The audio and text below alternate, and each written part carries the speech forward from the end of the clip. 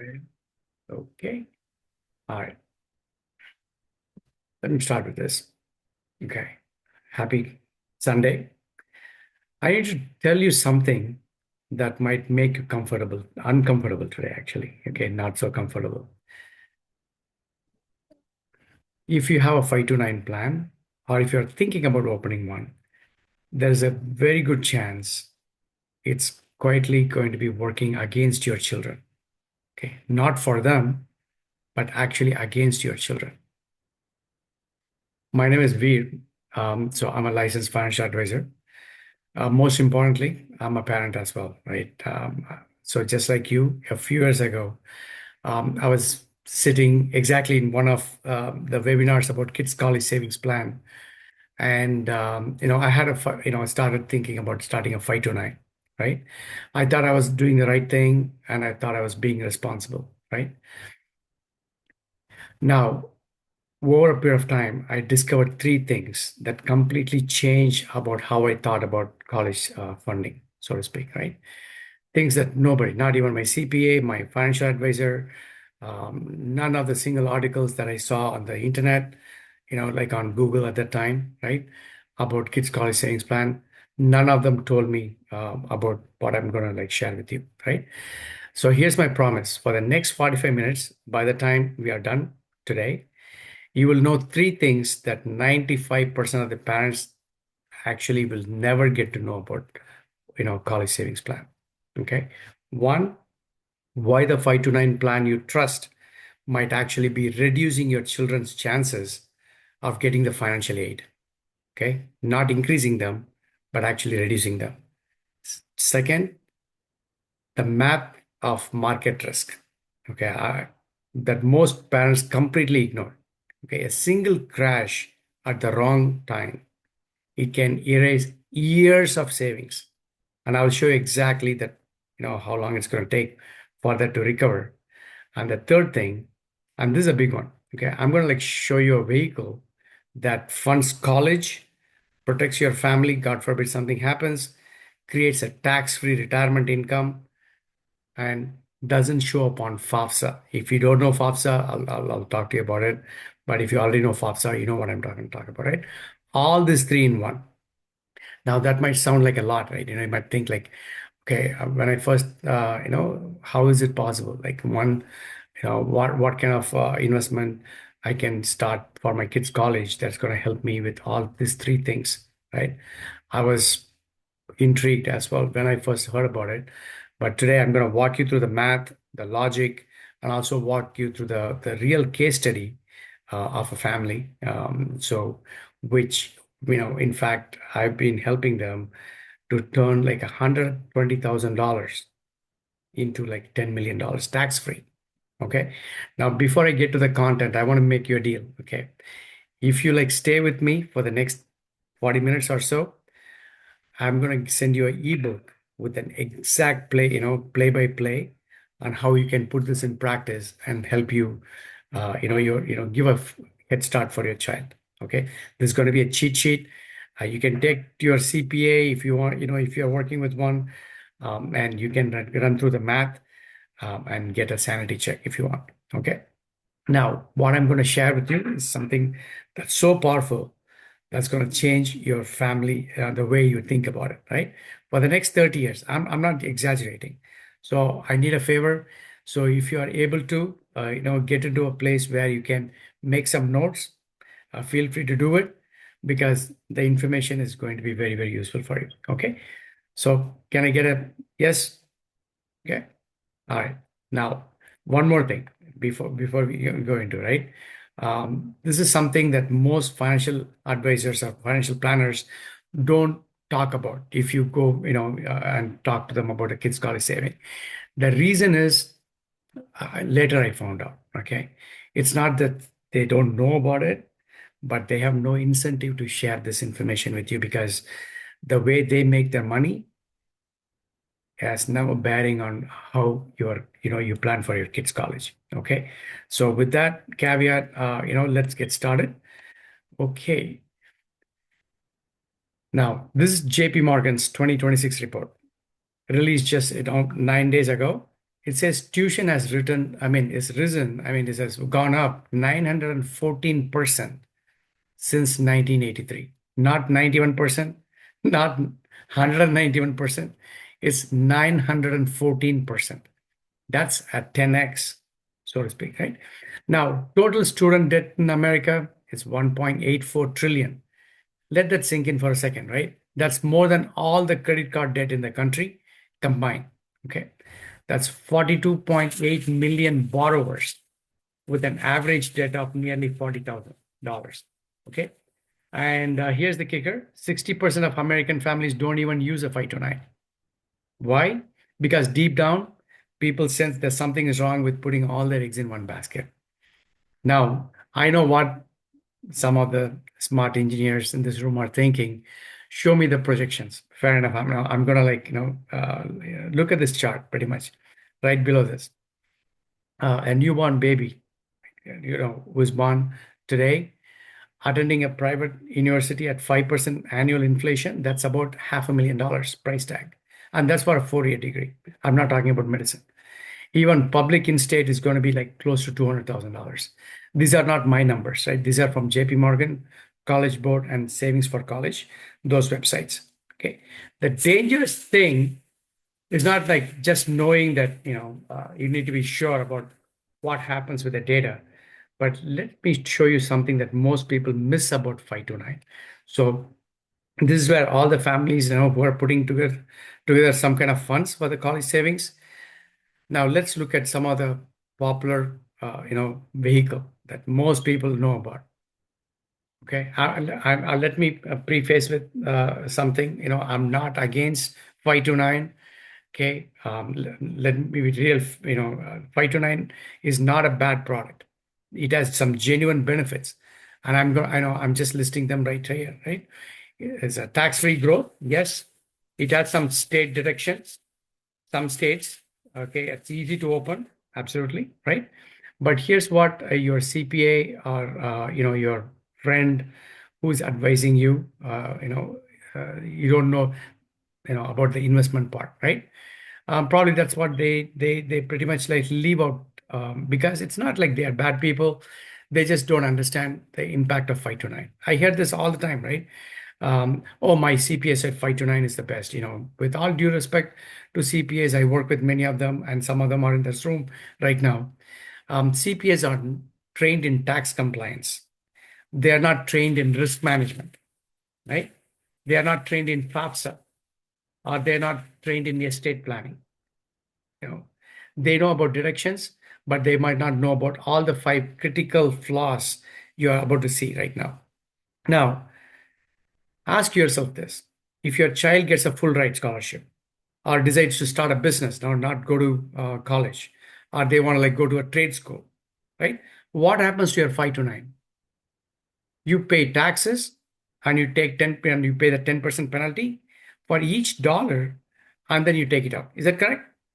So what it means, you get punished and penalized if your child is successful. Now, most smart professionals, doctors, engineers, IT managers, they set up a 529 because that's what everybody does. Just because everybody does that is not a sound financial strategy. It's more like a herd behavior. Let me show you what the usual crowd does not see. Okay, I want to like address the elephant in the room, which is the market risk. Okay, let me see if I can click the next slide. Okay, this is where I want everyone to look at this table. This is pure math. It's not my opinion. It's not a sales pitch or something. If your 529 drops 30% in a crash, and we have had like at least 30% crashes in the last 25 years, you need a market to recover 43% at least to gain back just to the break-even point, just to get back to zero. At 8% annual returns, that takes about 4.6 years on an average, right? Or close to about 6 years in some cases that we have seen. A 50% crash, you need 100% gains to recover. And that's a 14 years at 5%. Now, if your child could graduate, get married, and have their own children, you know, that could happen before even the 529 actually recovers, right? That's the problem. The market eventually recovers. Like we all know that, right? But does this happen in your child's timeline? That's the question. If you started saving when your child was born and the market crashes, say for example, when they are 14-year-old, you only have 4 years for the market to recover.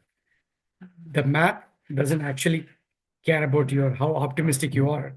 It just like has to go, work through the market dynamics, and that's called a age-based allocation. That's it works in great in theory, but the problem is, the bonds that they usually invest back in, it has been returning only 2 to 4% in recent years. But the inflation for the tuition funds is like at 5%. The college tuition, the inflation is at 5%, while the yields are like 2 to 4%. If you are like investing in safe alternatives in the last 4 years. So what you are doing is you are losing the purchasing power if you are switching over to the safe option. Let's say, for example, when the child turns 14. Now let's look at the green box. Okay.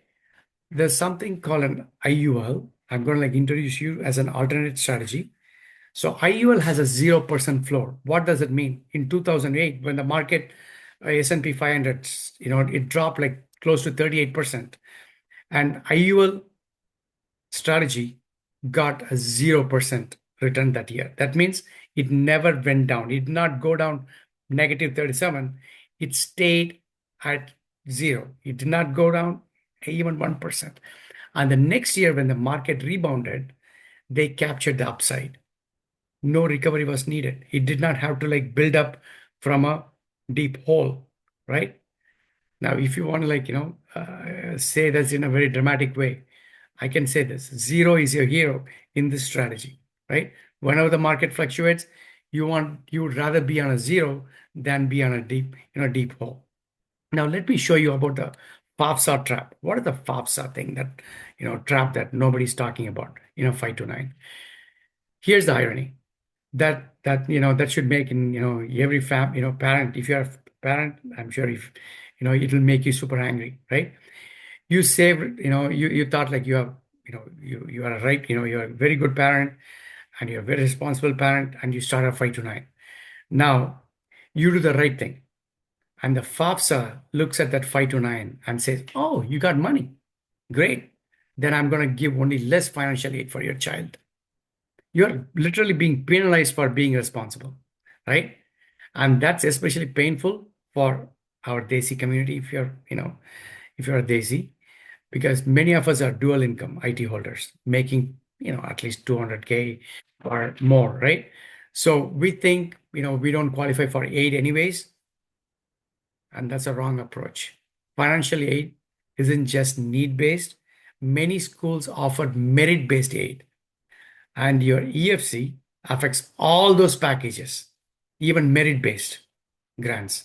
Okay, the 529 makes your EFC higher, and then you get into the trap. Okay, but the IUL strategy or the 7702 strategy that I'm going to like do a little bit of a deep dive, it keeps your contributions invisible. Okay, end of the day, you want your child to get all the benefit that they richly deserve, even if it's a merit based. Okay, FOPSA only counts 5.64% of the student assets. True, 5 to 9 is counted at 5.64% of every parent's assets, but that's 5.64% of every year for 4 years. On 100K, if you have it in 5 to 9, that's $5,640 per year in increased EFC. So over a 4 year period, you already lost $22,560 in financial aid. But if you switched over to IUL, there's zero impact. Now, it's a simple math. If you had another $22,000 working in your favor, would you not take it? Right? Read that form yourself. It literally says, go to the FOFSA form. Education savings accounts are reportable investments. But this 7702/IUL, it comes under the life insurance umbrella, and it's not mentioned. It's not counted. It's totally invisible from the FAFSA perspective. Now, think about this family A, right? They save the same amount as family B, same discipline, same sacrifice, but family A gets less aid and family B gets more. Same savings, different bucket. It's a dramatically different outcome. It's not my opinion. That's how the farm works. That's how FAFSA works, right? Now let's look at the solution. Okay, they added, that most people get excited about. It's like, oh yeah, a couple of years back, some of my parents, like, they came to like, oh, you know, I don't have to worry about FAFSA because there's something called Secure Act 2.0 that the government has passed. So I think I should be, even if my kid does not go to college, I should be able to roll over to 529. I mean, from the 529 to the Roth, right? Now, it's too good to be true, right? Now, when did this government start becoming too, you know, working in our favor, right? So when Secure Act 2.0 passed, the 529 industry pretty much celebrated the whole thing. Now, thought process was you can use the rollover the unused 529 into a Roth IRA. Sounds amazing. Well, let me read you the fine print that nobody else walks through. Okay. It has a 15-year wait period. That means if you had opened the 529 when the child is born, the earliest you can roll over is when they are 15. But what if you open when they were like little, like 5-year old or something? You are going to wait till they are 20 before you can start the rollover into a Roth IRA. Now let's take a look at it. A 5-year look back. What that means? Any money contributed in the last 5 years can't be rolled over. So even after 15 years, your recent contributions are locked. Okay. Now that there's a cap, which is $7,000 per year cap. That's the current Roth IRA annual limit. You can't do a lump sum in this case. So at $7,000 a year rollover, it takes about 5 years to move that 5,000, the $35,000 limit. So, and that's all you are allowed, like just $35,000 lifetime maximum. That's it forever. That, obviously per beneficiary. That if you have two kids, the maximum you can do is like 70,000. Now let's do the math. You save $150,000 in 529, for example. Your child gets a merit scholarship, which happens more often, right? At least, in our community, where the education is our main focus. And let's say you are moving $35,000 to Roth. The remaining $115,000, you still pay income tax plus a 10% penalty. So if you do the math on $115,000 at even a 24% tax bracket, that would come out to roughly about $27,600, right? In taxes, plus close to $12,000 in penalties. So total close to $39,000, $40,000 gone. Okay. But with an IUL, you access the money tax free. And for college, for retirement, for down payment on your child's first home, no restrictions. You can use it for any purpose. Okay. Let me tell you exactly, how what an IUL is and how it works. Okay. And this is going to be an eye opener for a lot of you. It's going to be a paradigm shift. Forget everything you know about life insurance. Okay. This is not life insurance I'm talking about. This is not like the term life insurance. I'm a big proponent of term life because I do believe like buy the term, invest the difference, but where you invest, that matters the most, right? So what I'm going to show you is not, like a whole life insurance policy that probably your parents or even you used when you first came to the country, right?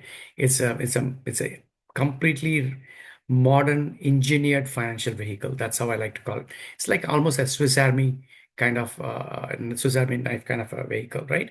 So there's a section code called 7702 in the IRS, okay, and it is called the laser framework.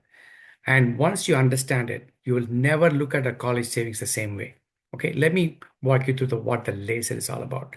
The L stands for liquid. So unlike a 529 that penalizes you for non-education use, IUL cash value is accessible for anything. College, yes. Emergency expenses, yes. Business opportunity, investment, startup, yes. when your child decides not to go to college, no problem. Use it for their wedding, their first home, their startup, whatever, right? And the A stands for assets. Here's the fundamental difference between 529 and this IUL, right? $5 to $9 disappear when after you pay the tuition. That's gone, right? Once you use it for college, that's gone. They're consumed. But the IUL dollars, they are not actually, you're not taking the actual money out. It's borrowed against the cash value, right? It borrowed against that. So that means the cash value still stays and it continues to keep growing. And guess what? If you choose to repay that, that's totally fine. But even if you don't repay that, it's called as a washout loan. That means you are not obligated to pay back that money that you're taking out for the kids' college, right? And the asset keeps on accumulating, it keeps growing. If you are familiar with what's the rule of 72, it grows in a compound way. So when you take the money out for the kids' college, it's not an expense. You are still continuing to pay the, to grow an asset. And that's a big game changer if you really understand what I'm talking about, right? And the S stands for safely. That means, let's say, it's indexed up to S&P 500. The indexed universal life or IUL is indexed against like different funds like S&P, Fidelity, and whatnot. Let's say S&P in this example, right? You participate in the market growth. So when the market goes up, your portfolio will go up. But when the market crashes, because of the 0% floor, you know, you hit, you never lose the value, right? And some so the IULs, they do have a cap. Let me also give you an idea what the cap is. Cap is more like like a ceiling on your returns. And in some cases, some other products, they do have a cap of like, 10%, 11%, 12%, things like that. So what it means is, let's say you start like, say this is 5 to 9, this is your IUL, right? Let's say the market gains like 10% the first year, right? And both of them will go up 10%. Let's say the second year, the market crashes 10%, right? Like, what happened, with the tariffs and the war and things like that. Let's say the market crashes 10%, your 5 to 9 will crash, but your IUL will stay where it is. Now, let's say the following year, the market gains another 10%. In 5 to 9, you are like digging yourself from the hole to get back to the 10%. But the IUL, you're already at the ground level, right? You will get ahead compared to 5 to 9. Okay. That is a fantastic strategy. And so you never lose on the down market, but you get to capture all the upside, right? So E stands for earning. So tax advantage growth. Okay. There's no taxes when you take the money out, and there's no penalties for non-education expenses as well. Let's say your child gets a scholarship, they want to like start a business. Now with the AI, we don't know how education is going to be relevant, how much, right? But whatever happens in the future, the kids can still access the funds to do whatever they want to do with their funds, right? So the money is yours and it's penalty free when you take the money out. And R stands for returns. It's a competitive long-term returns, right? And even if it's a conservative from 7% to 11%, it's still, it gets you ahead of a 5 to 9 or any other market strategies because you have the down market protection in the first place. Plus, also, I'm going to tell you one thing that a lot of people don't, talk about it. It has a death benefit as well. What it means is, let's say I'm contributing and God forbid something happens to me. If it's a 5 to 9, I won't be able to contribute further. But this IUL has a self-completing plan. God forbid something happens to me, the death benefit will pay for the college and also provide for the family. A 5 to 9 cannot do that. Okay. So some people might think, oh, you know what, because there's an insurance baked into this, it will cut into my returns, right? That's one common, concern. Like some people say, oh, Dave Ramsey says like, you should not mix investment with life insurance. Well, that's a myth. Okay. There are some insurance related costs, but that's for the price of the floor protection. Okay. And the death benefit, obviously, right? But think of it as a paying for insurance on your investment. which is exactly what it is. Let's say you want to invest in some brokerage account, but if there is a way you can ensure that you will never lose the money, will you pay for that insurance? That you will never lose money in your brokerage account? That's exactly what you're doing here. And why would that be any different? Right? Now, let's talk about it. I know it's too good to be true. It never happens in brokerage account. That's how we don't even, think about it. What we will do, we'll go claim for the losses when we file the taxes, right?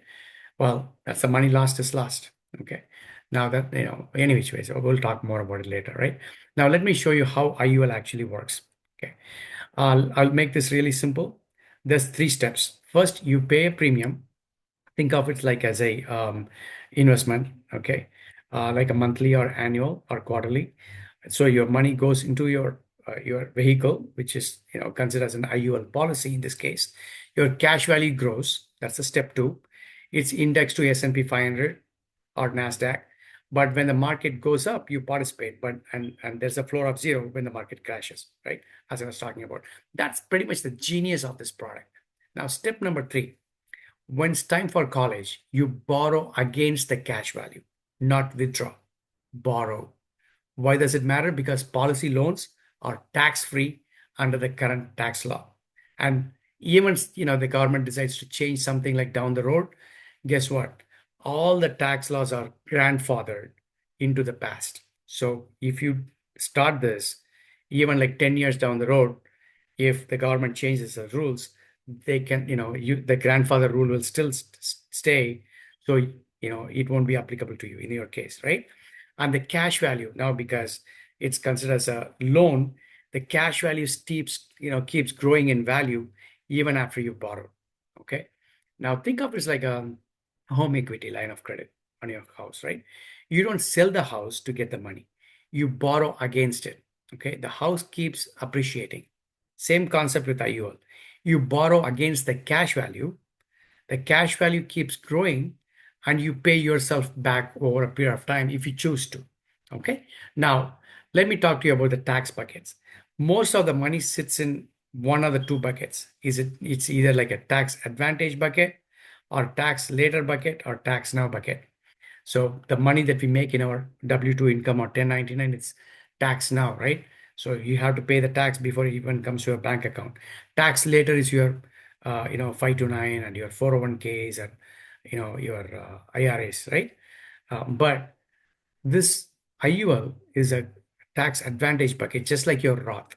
But unlike the limitations on Roth, you can pump in as much as you want. Okay. Now there's a limit called MEC. So, if you reach out to one of the advisors, in our team, we'll be happy to make sure we design it so that you don't hit that MEC limit. Okay. Which MEC stands for modified endowment contract. So you don't want to be in the eyes of the IRS and, you ending up paying taxes when you try to take the money out, right? It's all about proper design, and all the advisors in our team have been certified. Okay. Now, let's talk about this, why it is very important, right? Because in the tax advantage bucket, um, it's, obviously tax free when you take the money out. And let's say you don't even want to take the money out.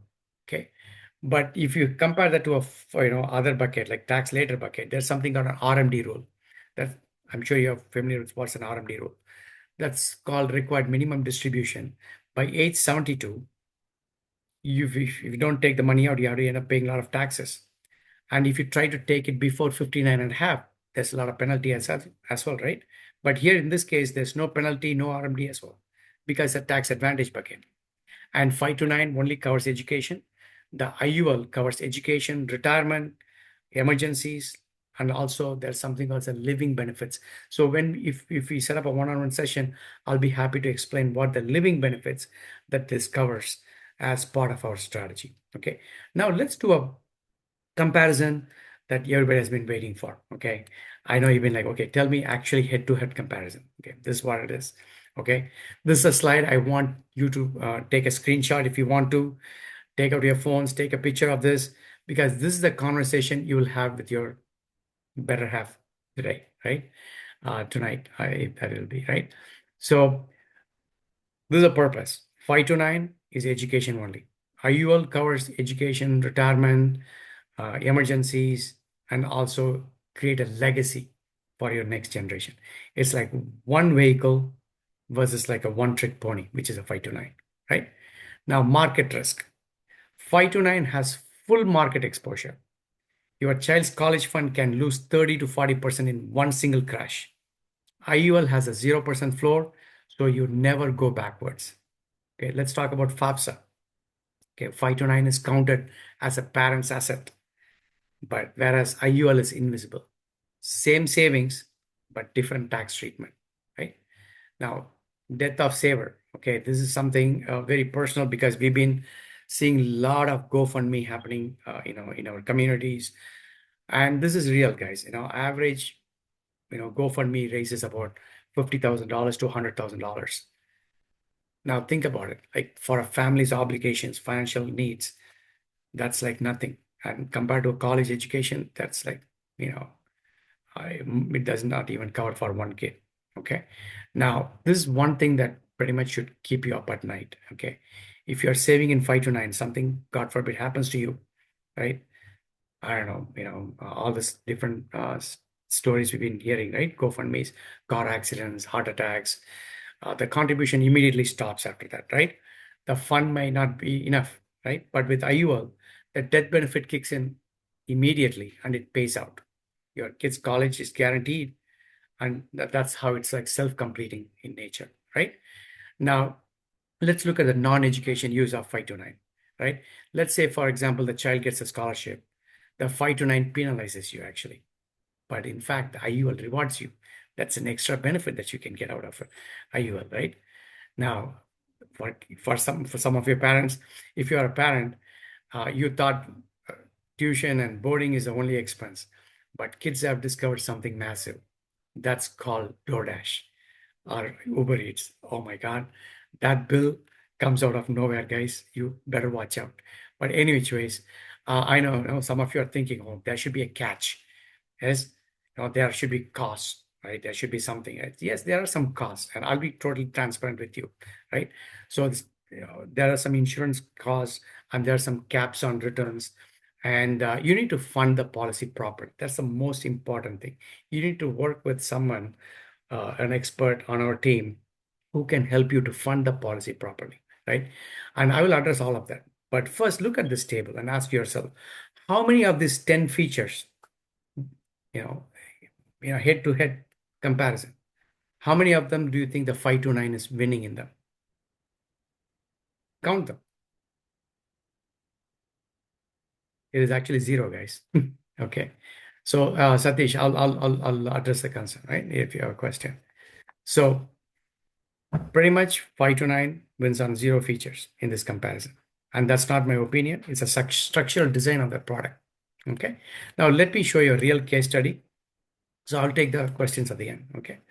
So, let's say you start with $500 per month. That's about $16 per day. And that's, just for a cost of two Starbucks lattes, right? Let's say you're starting when your child is 1 year old. The total out of pocket over 20 years is $120,000. Now, let's watch what happens. At age 22, college time, right? There's roughly around $120,000 in cash value. And that's tax-free access for tuition, books, living expenses, plus this is going to be critical. At the age 22, your child also has close to about $273,000 in death benefit, and they're insured for life. Okay, you are given them both education as well as protection. But here's where it gets incredible. Let's say your child does not touch the remaining cash value after college because they went to start work, or started a business, whatever. They're not going to touch the cash value, and let's say it continues to grow. By age 65, let's say they want to retire at age 65, and until 85, during the retirement years, let's say they're able to, they want to withdraw some money. Let's say they want to withdraw like, some money over their retirement. In this case, if you designed it properly, that's $400,000 per year in tax-free income for over 20 years. And that adds up to about $8 million tax-free. Tell me if your 529 can do it. Okay. And I'm not, against 529, as I said. right? It's just there is a better vehicle that I want to like share with you. By age 85, there's still actually, if you do the math, it's $1.75 million in death benefit that they can leave behind for their estate. So if you do the math, $120,000 in investment is converted into like 9.75 million dollars over a period of time, all tax free. 120K, I repeat, into $9.75 million. And this is not theory. Okay. Now let's compare something. Okay. 120K in 529, best case, right? 120K gone in tuition fee. Correct? It's gone. No death benefit, no retirement income, no legacy, nothing. Okay. 120K you invested becomes a zero in 529.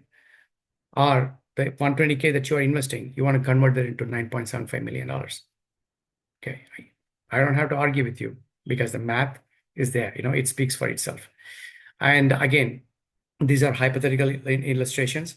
And, when you work, one-on-one, we'll be happy to design a proper illustration, and depending on your child's age and the goals, we can look at what type of carriers would be better for them, what type of crediting strategy, and and then the time frame on how much you want to invest based on your affordability.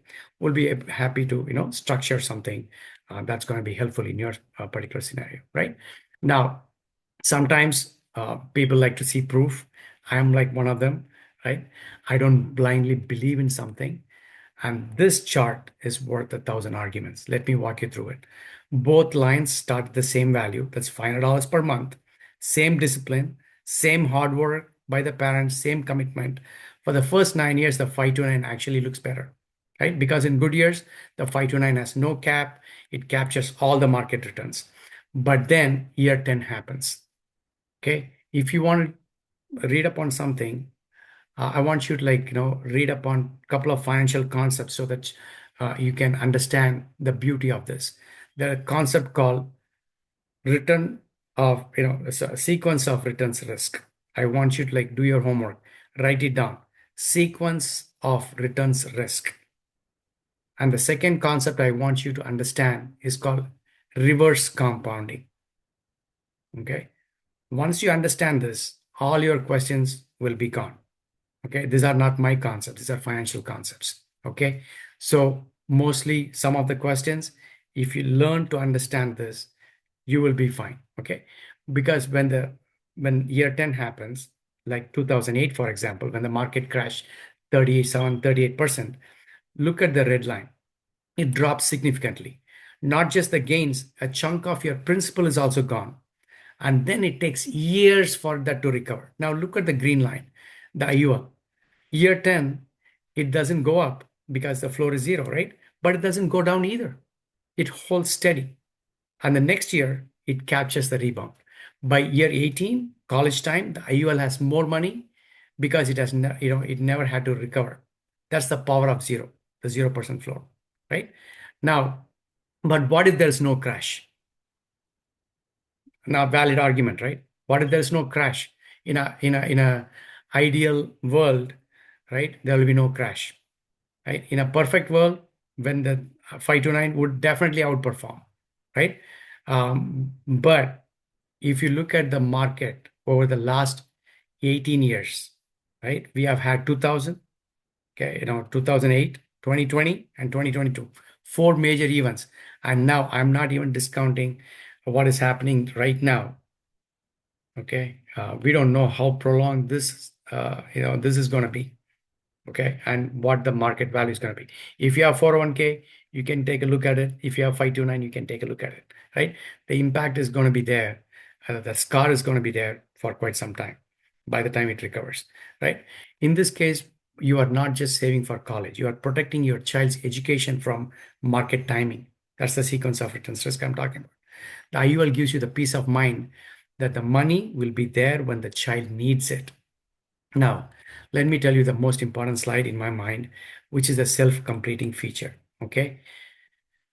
Now, this is something, I get emotional because I do see a lot of GoFundMe's, and I do, as part of our nonprofit, We have a nonprofit entity called,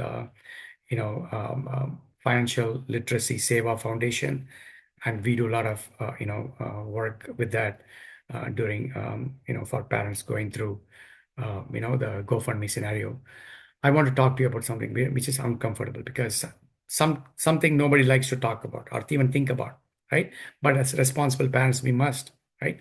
What happens to your child's college fund if you pass away? Now, with a 5 to 9, the contributions would stop. There's no death benefit. The account just sits there, exposed to market risk. And if there's a cash, you lose even more, right? And then your spouse or the surviving spouse has to figure out how to fund that gap. Now, the child's education is obviously at risk. Now, with an IUL, the death benefit pays out immediately, not in weeks, not in months, immediately. The college is fully funded. And not only that, your family does have a surplus, and that way the child's future is protected. Now, in our culture, we sacrifice everything for our children's education, right? We work overtime, we skip vacations, we save every dollar. But what good is it all the sacrifice worth if it does not complete by itself when, God forbid, if we can't, right? So the IUL is the only college savings vehicle that actually helps to self-complete the college fund. If something happens to you tomorrow, God forbid, your child's education is guaranteed. Okay. There's no other vehicle, let alone 5 to 9, that can make that promise. I know I already have, term life insurance. That's one common thing that people say, like, you know what, I already have term life insurance. I already have a job insurance that should take care of it. Hey, boss, that is all great. But term life is essential. It pays you a lump sum, which is more like an income replacement, right? So I can go into more detail, right? It does not, it's not specifically for the college funds, right? And it expires like 20, 30 years after it's gone, right? The IUL death benefit is permanent. It's like more like a permanent life insurance. You can take the money when you're like, when you're 40, when you're 60, when you're 80, whenever you need it, it's there. Okay, up to age 120. Now, let me address some of the FAQ. I know I saw one hand that was raised. I think that was Satish, right? I don't know, Satish, this FAQ section that I'm going to cover in the next slide, it might answer some of your concerns, but if not, I'll be happy to take your question. Okay. Now, no, this is a lot of people, they do have these concerns about when I talk about, IUL, which has a life insurance component, right? How about the fees? Let's address the fees first, right? IUL has high fees, okay? Yes, and your car insurance has insurance premiums too, right? So, and your house has insurance premiums, right? The cost of insurance in this particular case with IUL are just you are paying for the price of three, actually, three benefits, right? And those are the three benefits your 529 is not able to give you. First thing, 0% floor, which is a crash protection. Second thing, a death benefit, which helps with the self-completing. Third thing, FAFSA invisibility. That means you don't, if your child gets a full ride scholarship based on merit or whatever, you don't have to give up on this. Okay. Now imagine you paying, like, let's say like $50 or $100 per month for those three things. Would you do it? Most rational people will say yes. Okay, because we already pay for car insurance. We are not thinking we're going to crash our car all the time, right? And how much are we paying for car insurance, by the way? Right? Think about it, right? Now, next thing, state tax deductions. So some of you might say, oh, but my state gives me $10,000, $8,000 deduction, right? At 5% state tax rate that you pay, that's $500 saving per year. Over 18 years, that's $9,000 you have saved in taxes. Now compare that with your FAFSA, because FAFSA counts your 5 to 9 at 5.64%. And on 100K that you have accumulated, right? And over a period of 4 years, that's $22,000 $22,560 in lost aid for your child. You saved $9,000, but you lost $22,000. I don't think that's too smart, right? Now, let's talk about caps again. This one other concern as well. But IUL has a cap, right, that limits my upside. Let's say I only have a 10% cap or 10.5% cap, but if the market gave me 18%, 20%, 22% return, right? Even if it's a 15% market, you might only get like what, like 10%, 11%, 12% with an IUL. But in a minus 37% crash that happened like 2008, or like 19% crash that happened in 2022, right? Over a period of time, which is, in our children's case, it would be over a period of 18 years. The floor matters more than the cap, because the recovery from losses, it takes years. It's not days, it's not months. Okay. Now, the other common objection, or question that I do usually get is like, hey, I always heard buy term invest the difference, like BTID, right? This is a gold standard objection from financial savvy people, who gets influenced by internet, right? So buy the cheap term, like go to Costco or something, and invest the difference, like, rest in like index funds or something, or stock market. Now, in theory, it works. In practice, 80% of people don't invest the difference, to be honest. They don't know how to invest. Okay. Now, they spend most of the times, and even if they do invest, they have no floor, right? If the market crashes, they lose their money. Okay. And there's no death benefit associated with it. God forbid something happens and the market crashes. Okay. That's it. All the money is gone. You lose value. And, there's no active person to keep on investing and growing those funds, because we can't expect both the spouses to be investment savvy. But let me tell you, I'm going to give you credit on this one. Let's say you are super good in investing and making sure you're able to hedge those risks. And let's say you're able to, time the market and do all those good things, right? Cool things, right? But God forbid something happens to you, you are gone, or your job is gone, or whatever, something happens, right? Can you expect your spouse to be as savvy as you for your family's financial protection, right? So I would say don't gamble with your kids' future. If you like to play in a stock market, that's your play money, take it and do whatever you want to do with it. But at least 50%, I would say, put it in IUL. Right? Why do I say that? Because this is what I tell even some of my people on my team, right? Because when you do 50% split that way, at least you are guaranteeing the first 2 years of your child's college. Okay. Because you're able to protect it. Even if the market crashes like 2 years before the child goes to college, and you have like at least that 4 years to recover, and that you can use for the third year and fourth year. This is something, as someone who's responsible, I'm telling you. Okay. So if you really like to, like, stick to your stocks, I would say, like, go ahead. I'm not going to discourage you, but at least protect 50% of the investment for your child's college, right? I'm not talking about, don't confuse investment strategies with kids' college savings. Okay. Those are totally different things. If you like investment, if you like to play in a stock market, feel free to do it, at your own risk, by the way. No investment advice, this one. Okay.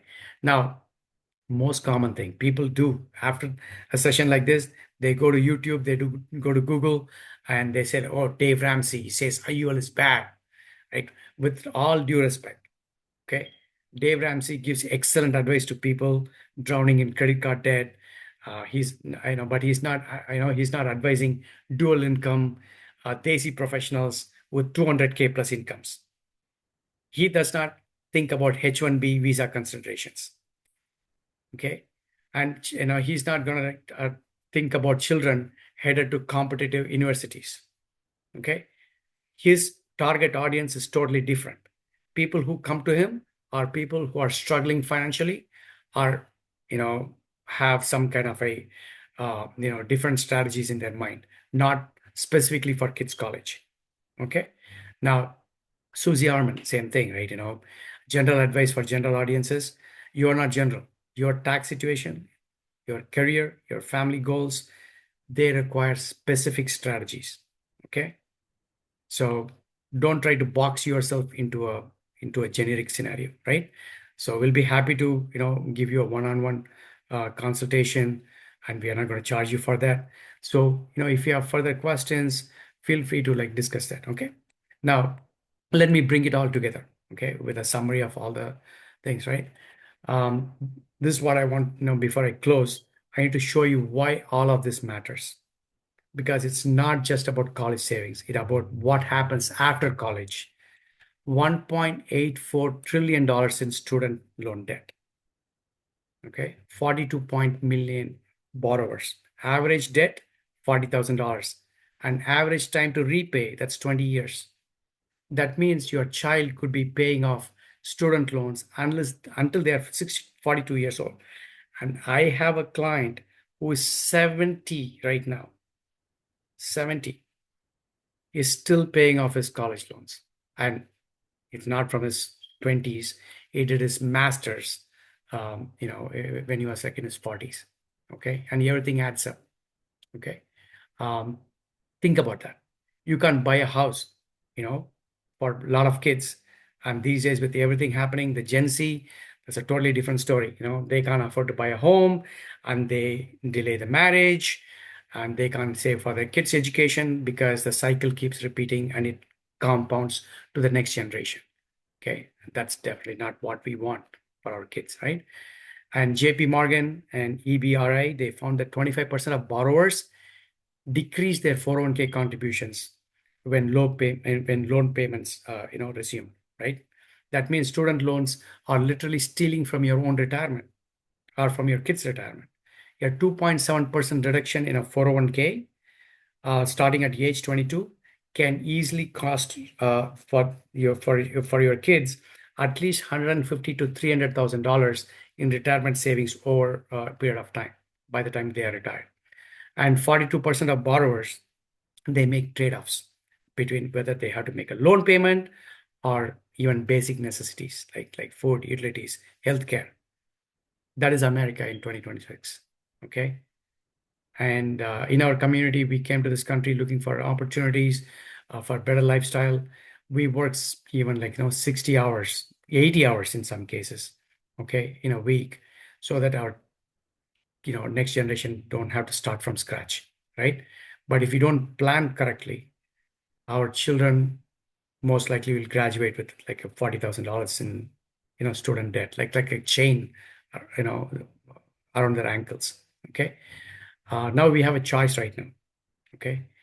You can save in a 5 to 9 and hope the market cooperates and never crashes in your timeline, or you can use the 50-50 advantage, as I was telling you, at least, so that you are able to protect, grow, and also guarantee your children's education, right? And pretty much the whole idea is to give them a head start with zero debt. Now, again, in one quick summary, okay, something like a key takeaway for you, right? 7 reasons I would say now if I want to summarize everything. Okay, one, no contribution caps. 5 to 9 limits you, right? In this, you have only like up to 14,000. Okay, IUL does not. Two, zero market risk. Your child's education fund never goes backwards. Three, FAFSA. It's going to be invisible for FAFSA. Same savings, but better financial aid for the kids. Number four, multi-purpose dollars. One vehicle. It not only serves for the education, it also can be repurposed for retirement, emergencies, and leave a legacy for their kids and grandkids. Five, self-completing plan, right? Something happens to you, God forbid, the plan finishes itself. Six, tax-free access, no penalties, no restrictions, no waiting periods either, right? And number seven, no Roth rollover headaches. You don't have to worry about whether converting them from a tax later to a tax advantage bucket, because this is already like Roth, which is a tax advantage bucket. Okay, so I challenge everyone and anyone in this room to find something similar to this, right? A 529 plan, even if it can offer like three of these seven benefits or seven features, okay? Before, we even set up an appointment, I want you to do this homework, okay? These seven pointers, compare that with the 529 strategy and see at least if you are able to negate three of these, or if you can convince me. Okay, you don't need to convince myself, me, because I already know. I want you to convince yourself. Okay, so here's the next step. Um, let's make this personal. Okay, let's look at this table. How much can you save per day? Okay, I want to keep this very simple, very relatable. Even for a newborn baby or your child, $5 per day. That's like one less Starbucks over 18 years, right? That becomes like $42,000 with some, total accumulation with a $75,000 in death benefit also. So if you are able to invest $16 per day, that's in coffee terms, that's about two lattes, right? That's $500 per month. That row is highlighted because it's our most popular starting point in our community. That's about $152,000 in cash value and $275,000 in death benefit. But if you can afford more, that's $33 per day, less than most families spend on eating out, actually, right? The per diem is more than that, by the way, if you know what I mean, right? $1,000 per month, that's what it is. That's $320,000 in cash value with a $500,000 death benefit. Now, for high income earners, and most of us in the room we are able to contribute at least $1,500 per month. If you are prioritizing it properly, that's $495,000 in cash value and $750,000 in death benefit, guys. That's a medical degree, okay? Your child's education, your retirement supplement, and the generational legacy, all guaranteed, all by saving yourself, giving yourself the discipline to save just $50 a day. Think about it, right? Of your billing rate, can you like save $50 a day for your future, for your family's legacy, right? Now, here's the golden rule. Don't save what's left after spending. Spend what's left after saving, okay? Pay yourself first, then live on the rest, okay? In fact, if you're on H1 in this room, I would say if you have commitments back home, cut down on that commitment, pay for the kids' activities, save on the kids' activities. I want to say that, right? And probably go easy on your vacations as well, because that $500 per month at least for your child's IUL, that's the best investment you'll ever make. Doesn't matter whether you're going to be in this country or go back to India, doesn't really matter. Okay, this is the best investment ever. Now, for this close, okay, let me leave you with one thought and also one challenge as well. Okay, tell me one strategy where you invest just $120,000 over 20 years. You are able to withdraw $120,000 for college and still leave your child nearly $10 million tax free for their future, plus a lifetime in protection. I'll wait. There isn't one. There's nothing like IUL, nothing that's 7702. Okay. This isn't just a college savings plan. This is a generational wealth, guys. If I'm sure you talk about Rockefeller, how Rockefeller family, things like that, like how they create generational wealth by, by attaching their life insurance into a trust and doing it. That's exactly the opportunity you have here. Okay, you can create generational wealth. This is the freedom from debt. This is the freedom from lack.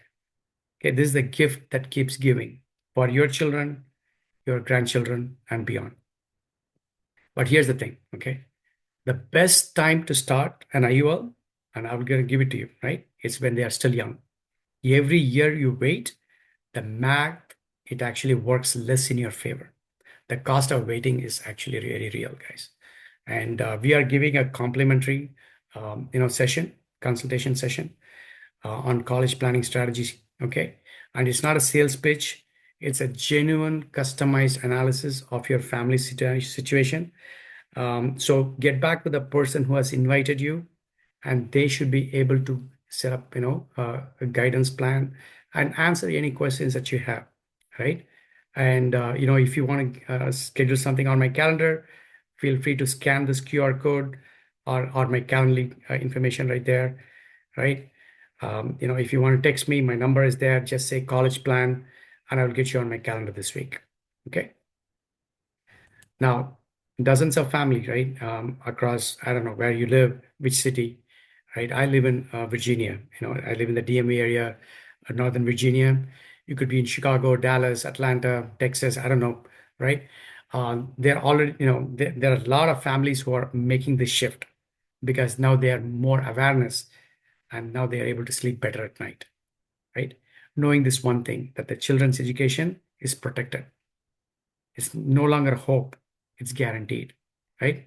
Because at the end of the day, it's not about like, hey, picking the right product, okay?